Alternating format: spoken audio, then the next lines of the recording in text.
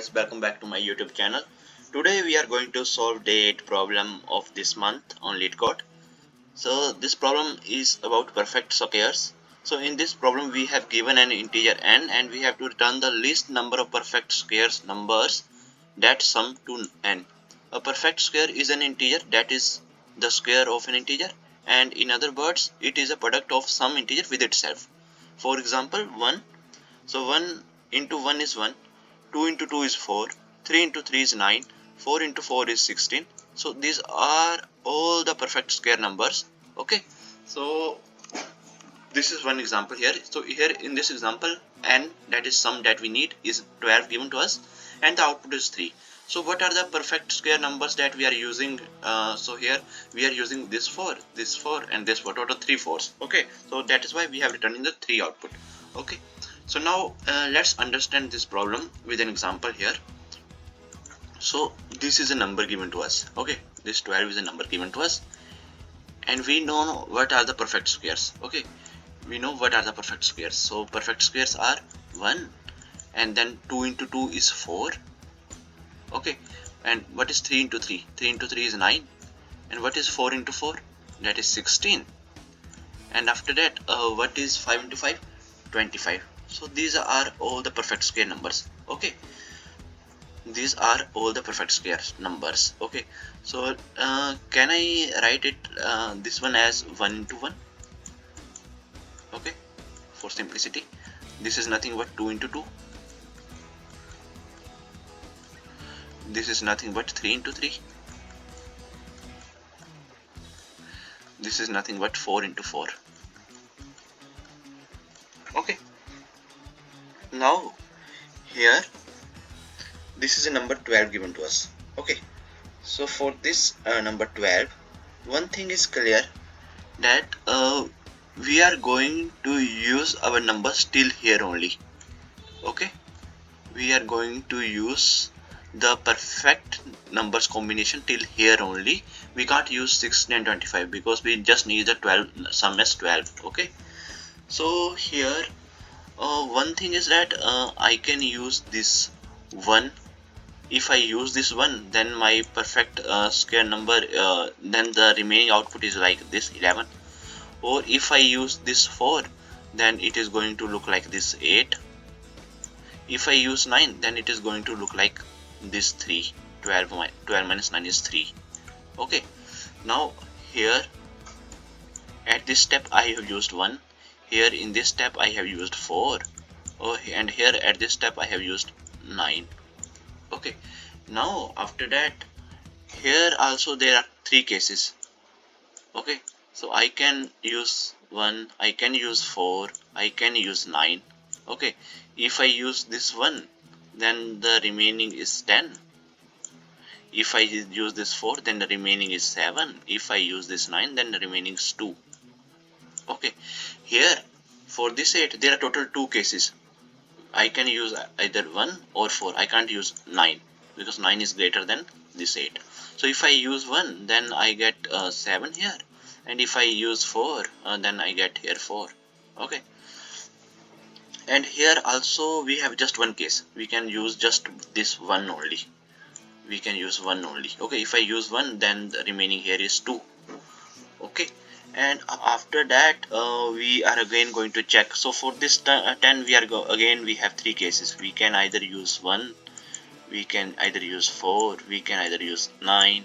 So when I use 1, so then remaining is 9. If I use 4, then the remaining is 6. If I use 9, then the remaining is 1. Here for this 7 I can use total 2 cases, either 1 or 4. So if I use 1, then this is 6. If I use 4, then this is 3. Okay, and here for this 2 I can use just 1. So if I use 1, then after that it is going to look like just 1 only. Okay, this is one case only. For this 7 I can use either 1, I can either use 4. So if I use 1, then it is going to look like 6. Then if I use this 4, then it is going to look like 3. Okay, and for this 4 I can either use 1 and I can either use 4. Okay, these are the possibilities. So if I use 1, then it is going to look like 3. If I use 4, then it is going to look like 0. Okay, and here again, here to check, here for this 2 I can just use 1 only. If I use 1, then again 1 left. But here one thing is clear, that in this path, okay, in this path we have got our result 0. Okay, so here I have just used 4 4 4 3 times, and in just 3 steps I have reached to 0. So that means I have obtained this sum. If I use these 3 numbers, I have obtained my sum. So here we have to just return the least number of perfect square numbers that sum to n. So these are the perfect numbers. Okay, these four, these are the perfect numbers. When I have added them, then it results in 12, and this is the minimum number of steps. So here in the minimum number of steps I have reached till 12. Okay, and here it is going to go now 1 4 9. So okay, so go on. So it is going to happen like this. And here there is one more thing to notice, that here you are finding for 3 here, and here you are also searching for 3. Here also you are searching for 3. Here you are also searching for 3. So we can apply memoization as well. Okay, if we are going to store some value, let's say I am storing the value of this 3, t of 3 somewhere. Okay, so I can use it many times in our code without again and again expanding it. Okay, so this is the simple tree diagram representation of how we are going to solve this problem. Now for our code, what I'm going to do, I'm going to run first I'm going to create one dp array. So I'm going to create one dp array first. Okay, and in dp array it is of size n plus 1. Okay, and why it is of size of n plus 1? Because in the end I am going to store the result at this index dp of n. Okay, so this is going to be dp of n plus 1, and initially I am going to store, these are like, for let's say for our example, this is example 12 and is got 12 given to us. Okay, so initially I am going to store the index only at each point. Okay, so let's say I'm going to start from 1. Okay, 1 to 12, 1 to 12, I'm going to 1 to 12. So for this first step, this is dp of 1. So here in dp of 1 I am going to store. Okay, so here for dp of 1 I am going to store 1, dp of 2 I am going to store 2, and same way dp of 0 I am going to store 0 only. So I am going to do from 0 to 12. Okay, 0, not 1 to 12, 0 to 12. Okay, so 0 1 2, at this index I am going to store 3. So these are the I values also, and dp of I values as well. 5 6 7 8 9 10 11 12. So I am saying here that I am going to pass this value, dp of I is equal to I itself as the initialization case. dp of I is equal to I. Okay, so dp of 0 is equal to 0, dp of 1 is equal to 1, dp of 2 is equal to 2. This is how I am going to create one dp array. And after that I am going to run one for loop, and for is going to run from 1 to our number 12. Okay, 1 to 12, and in the end whatever the result that I am going to get in 12 is going to be my output. Okay, so now see how it is working. Okay, so for first and yeah, one more thing, my j is going to be initialized from 1, and it is going to run till my j into j is less than I, is less than or equal to I. Because here see, these are the perfect square numbers, huh? So I can say that this is j into j, j into j, j is 2, so j into 2, so this is j. So we need sum till 12 only. Okay, so let's say in the end this I is going to be 12, so in that case we need something which is less than equal to 12 only. So we are only going to use these elements. So we are going to use till 3 only, because after that we are going to get sum as 1625. Okay, so that is the reason I am going to give this condition. So j is going to run from 1 to j into j less than equal to I. Okay, now inside this I am going to also update my dp of I. So to I am going to update dp of I with the minimum value from in between the value which I have stored initially at this dp of I, or any value with whatever I'm going to get in this dp of I, with I'm going to compare it with the value which is present at dp of. So see, this j into j is always less than equal to I. So can I give it like this, I minus j into j. Okay, if we are going to just skip this element, okay, plus 1, if we are going to skip this element. Okay, so this is the main function that I'm going to use. dp of I is equal to minimum of dp of I minus j into j plus 1. Okay, and after that I'm going to just increment the value of j plus plus. That's it. So here what is happening, for first case, when my I is 1, then dp of dp of 1 is 1 only, first case.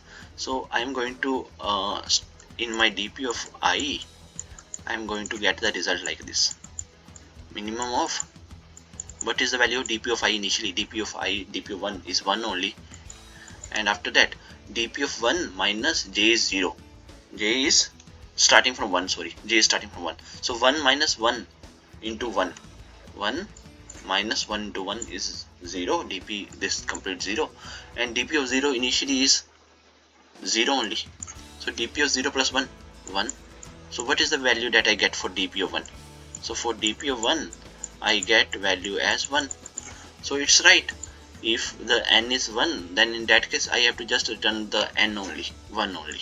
Okay, now for I is equal to 2, let's check for I is equal to 2. dp of 2 is going to be minimum of, what is dp of 2 initially? Initially dp of 2 is 2, and j is going to run from 1 to j into j less than I. Okay, this is the condition. So j into j, that is 1, is less than equal to I, right? It is going to run j into j less than equal to I. So this condition is true. So here inside this my I is 2 and j is 1. So 2 minus 1 into 1, that is 1. So dp of 1, so what is dp of 1? dp of 1 from this 1 plus 1, 2. So 2, I get 2 here. So dp of 2 is equal to 2 only. Okay, dp of 2 is equal to 2 only. And after that I am going to update one j to 2. So when I did j to j, that is 2 into 2 is 4. So 4 is less than equal to 2. That is not true. So till now we have just got the result of dp of 2. Okay, now for I is equal to 3. For I is equal to 3, dp of 3 is equal to minimum value of, initially minimum value dp of 3 that I am passing in the starting is 3, and then dp of j is going to run from 1 to this j is 1 into 1, 1. So first case, for j is equal to 1, we can run. So 3 minus 1 into 1, that is 2. dp of 2 is 2 plus 1, 3. So I get a minimum as 3. After that j is updated 2. So 2 into 2 is 4. 4 is less than equal to I, that is 3. 4 is less than equal to 3. No, it is not true. So here we get the value of I is equal to 3. Okay, now after that we are going to check for I is equal to 4. Then I is 4 is equal to dp of 4. Minimum of, initially dp of 4 is given as 4 only, because I am storing at the index only, I am storing like this value, dp of I is equal to I. So now minimum 4, and then my j is going to run from 1 to j into j is less than 4. less than equal to 4. Now this is important, clearly see it. So first time my j is 1, so when my j is 1, so 4 minus 1, that is 3, 3 plus 1, dp of 3 is 3 plus 1, so I get the result as 1, as here 4, because dp of 3 is 3 plus 1 and 4. Now can I run for j is equal to 2, so 2 into 2 is 4 and 4 is less than equal to 4, so yes, this is true, so I can run it for 2. So I is 4, and 4 minus 2 into 2, 4, it becomes 0, dp of 0 plus 1, dp of 0 plus 1, dp of 0 is 0 plus 1, just 1. So I get, after that again I am checking dp of 4 when my j is equal to 2. So when my j is equal to 2, here minimum value, but minimum value I am going to pass here dp of I. So dp of I, this value, okay, this value, this is the new dp of I value, na? So 4, and the new value that I am getting when j is equal to 2. So when j is 2, so 2 into 2, 4, I is 4, 4 minus 4, 0. So dp of 0 is 0 initially, and then we are adding 1 here. So what I am getting here, minimum of 4 into 1. So what is the minimum of 4 into 1? 1. That's right. Because if number 4 is given to us, then in that case we can just add 1 4. Okay. So this is how our code is working. Okay. So I hope that you guys are clear. So this is how you are going to make. And in the end, same way, when I is equal to 12, you are going to get some values. Okay. So just go through it one by one, step by step, solve this, and you will explain how this code is working. Okay. So now without any delay, let's write the code. So code is going to be very simple for this problem. Very simple. Okay. So public int num squares int n given to us. Then inside that we are going to create one dp, as I have told you. Int dp is equal to new int, and size is going to be n plus 1. So this is a size, and then after that we are going to write one for int I loop. Int I is equal to, it is going to start from 1 and it is going to run till our n and increment it, and inside that we are just going to assign the values of the dp of I with the particular index value. So I have assigned the value like this. Then I am going to run j loop from 1, and this j is going to run till when, while our j into j is less than equal to I. So this is going to run till then. Then inside this I am going to update my dp of I, and dp of I am updating it with the minimum value, that is math dot min value between math dot min of dp of I, and the value that I am going to get when I am passing the value here as I minus j into j plus 1. Okay, so this is what I am passing here. Then after that I am also incrementing the value of j. Okay, and yes, that's it. And in the end I am going to just return dp of n. Okay, so now let's run our code and see if there are any issues with our code. Okay, it should be is equal to run. So all the test cases has been accepted. Now let me submit the code. So our solution is accepted. So I hope that you guys are able to understand today's problem. If you guys still have any questions, then please feel free to ask in comment section. Till then, keep coding and keep practicing. Thank you. Bye bye. Meet you in the next video. Okay, bye.